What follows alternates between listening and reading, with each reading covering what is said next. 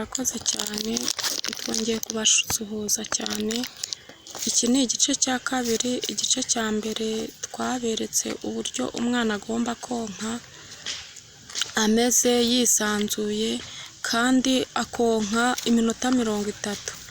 Ubwo rero nagira ngo twongere tubwire ababyeyi bakunda konsa bari kugenda, wenda babyita akajagari, ubwo ugasanga wenda wonkeje umwana utetse, ubwo ukazajya umutima ukazajya uvuga ati birashiririye.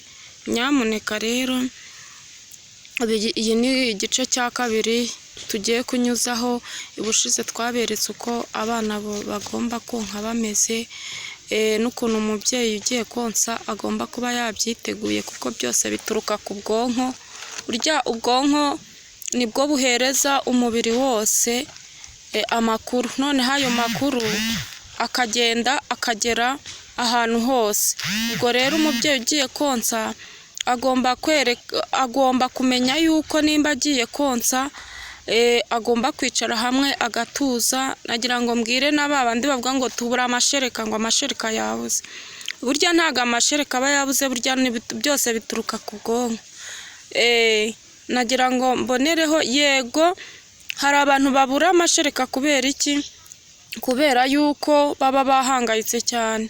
Burya guhangayika cyane nabyo bijya bituma umubyeyi abura amashereka. Niyo mpamvu rero umubyeyi wese ugiye konka konsa kiriya gikorwa cyo konsa ni igikorwa kibera mu bwonko. Mwari muzi ko kibera mu bwonko? Kibera mu bwonko. Ubwo rero niyo mpamvu nimba ugiye konsa ugomba kubitegura.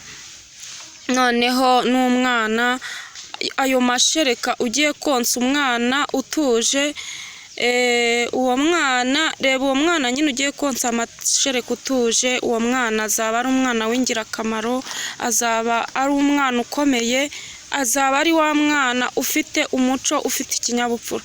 Rero nyamuneka nimba ugiye konsa ujye wirinda akajagari ko mu bwonko, kuko bizagufasha. Kandi nimba ukunze guhura no guhangayika cyane, uzajya ukunda gukoresha avoka kugira ngo izajya ituma usinzira neza, uruhuke mu bwonko cyane, kuko burya avoka nayo igifasha ababyeyi cyane. Abenshi ntago babizi, ariko buriya avoka ni igihingwa gikomeye cyane gifasha ababyeyi.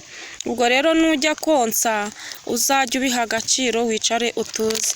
Kora subscribe, ndumva iki kintu ndi kuvuga ari ikintu cy'ingirakamaro kandi kizagufasha. Ubwo rero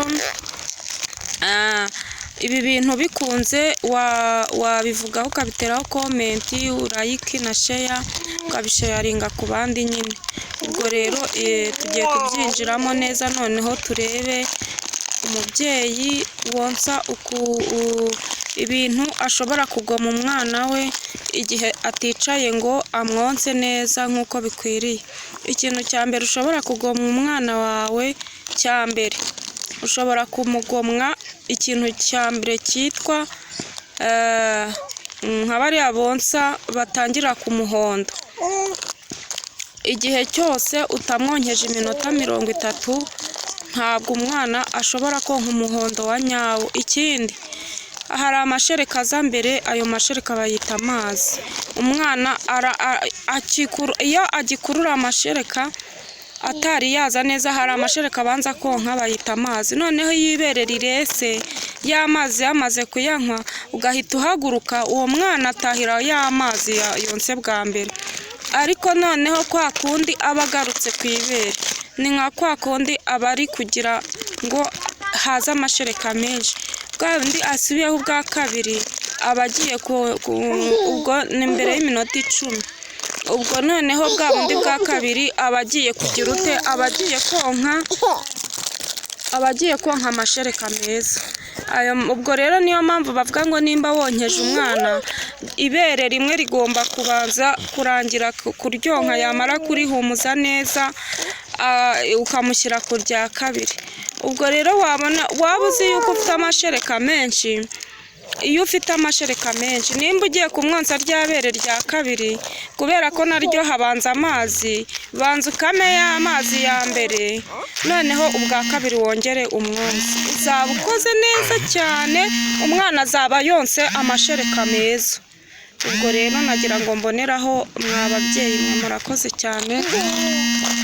Icyo kintu tuvuze cyo konka amazi benshi hari abana bajya kubajyana kuri centre de santé ugasanga ngo umwana yaguye mu muhondo kubera iki ni y'amazi yonka ntago yonka amashereka ya nyayo.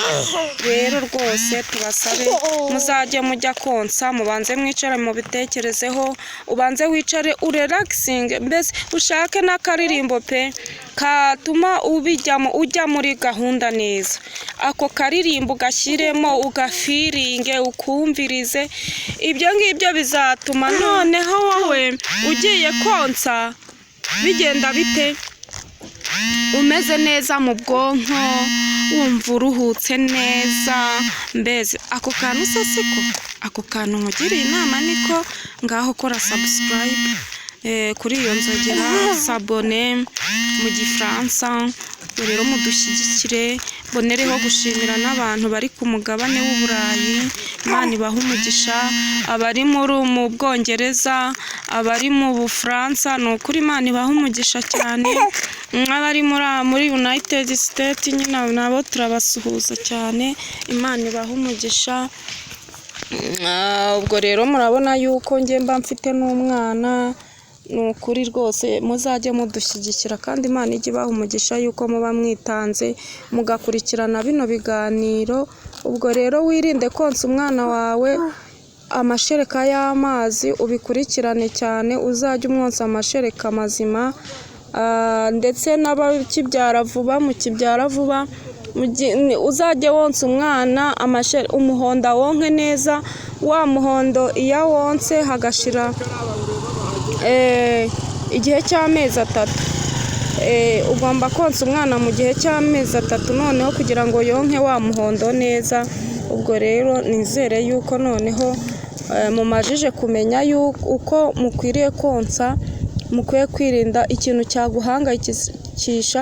Yego ibiduhangayikisha ni byinshi mubye ibiduhangayikisha ni byinshi cyane ariko nimba ugiye konsa nyamuneka irinde ikintu cyatuma uhangayika rwose pe kuko ibintu byose rega bikorerwa ku bwonko.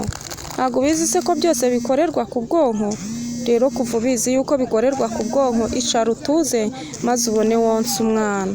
Sawa murakoze mukore subscribe komeze kubana natwe mu bindi biganiro murakoze.